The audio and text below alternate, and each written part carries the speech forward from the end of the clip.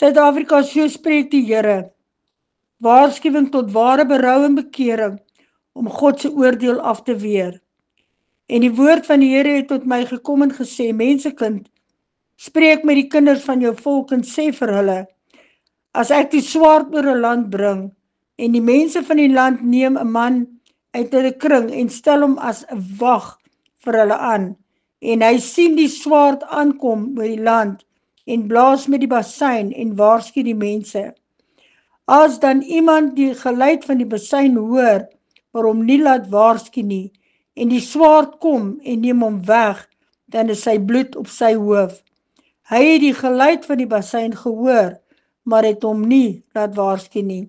Sy bloed is op hom, maar as hy hom laat waarsku, dan red hy sy siel.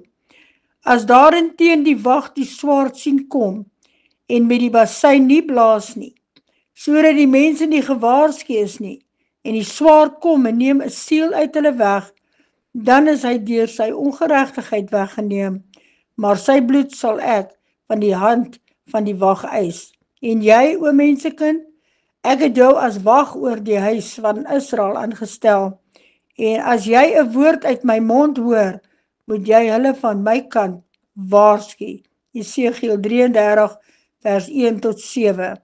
En aan hierdie volk moet jy sê, so spreek die Here, kyk, ek hou julle die weg van die lewe voor en die weg van die dood. Jeremia 21 vers 8.